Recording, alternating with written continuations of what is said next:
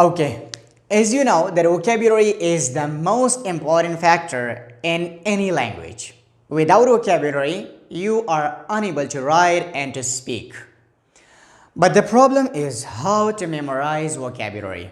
Is it? And how to enhance vocabulary for better speaking and for better writing.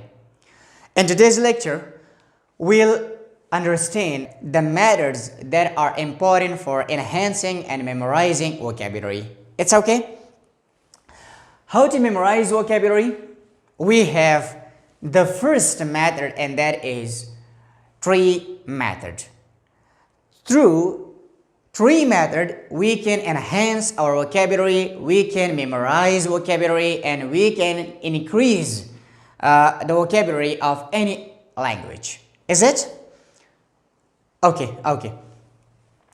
How to memorize vocabulary, how to enhance vocabulary, इसके लिए हमारे पास methods है और उन methods में सबसे पहला मेथड हमारे पास है ट्री मेथड।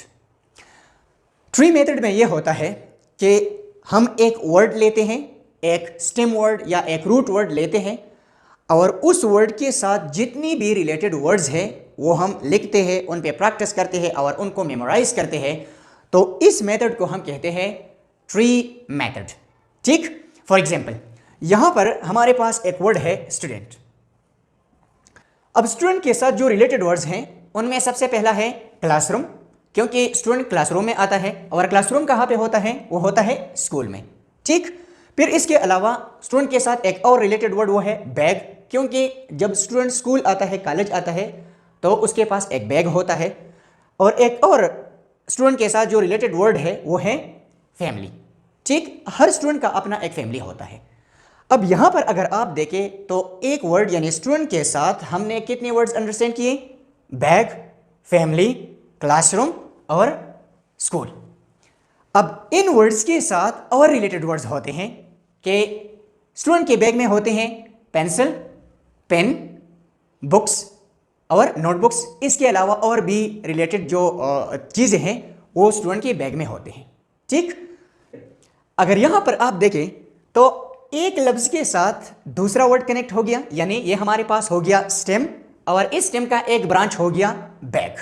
ठीक, और इससे सब ब्रांचेस निकल गए कि pencil, pen, books, notebooks etcetera. इसके अलावा इससे और सब ब्रांचेस निकलते हैं कि कौन सा पेन है, रेड पेन है, ब्लैक पेन है, वाइट पेन है, पियानो पेन है, पॉइंटर है, बॉल पॉइंट है, मार्कर है। इसी तरह पेंसिल, शार्प पेंसिल है, रबड़ वाले पेंसिल है। तो देखिए सब ब्रांचेस इससे निकलते हैं। ठीक, अब यहां पर एक और हमारे पास इस स्टेम से एक ब्रांच निकलता है कि क्लासरूम। अब क्लासरूम के साथ और भी बहुत ज़्यादा वोकैब्युलरी रिलेटेड है, यानी क्लासरूम में होता है एक door, walls, Windows, fans, tubelights, boards, white board भी हो सकता है, ब्लैक बोर्ड भी हो सकता है, चेयर्स, टेबल्स, पोडियम एसेट्रा।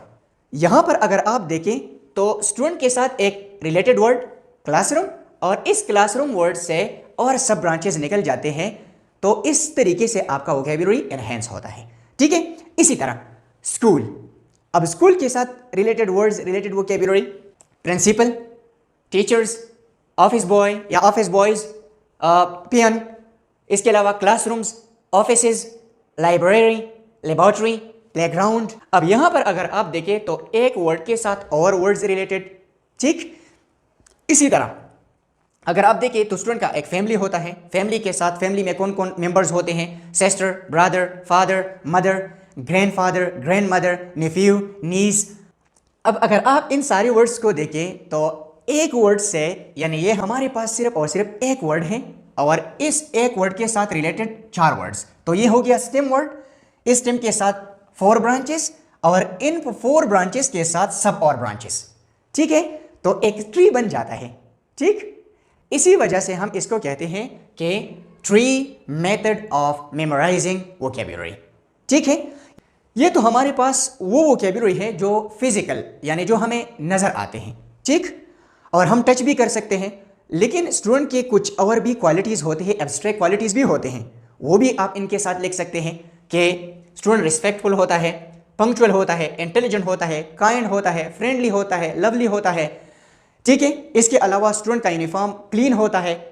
यहां पर अगर आप देखें तो एक वर्ड के साथ जितनी भी रिलेटेड वोकैब्युलरी है आप एक ही टाइम पे मेमोराइज कर सकते हैं, लिख सकते हैं, बोल सकते हैं।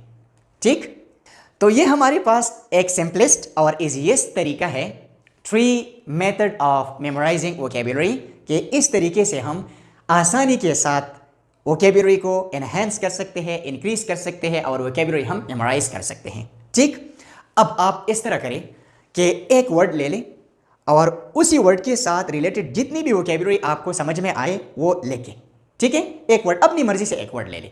ठीक, बुक ले लें, मोबाइल फोन ले लें, ह्यूमन बीइंग ले लें, जो भी वर्ड है वो लेके और उसके साथ रिलेटेड वर्ड इस तरह लेके, ठीक, क्या प्रैक्टिस हो जाए।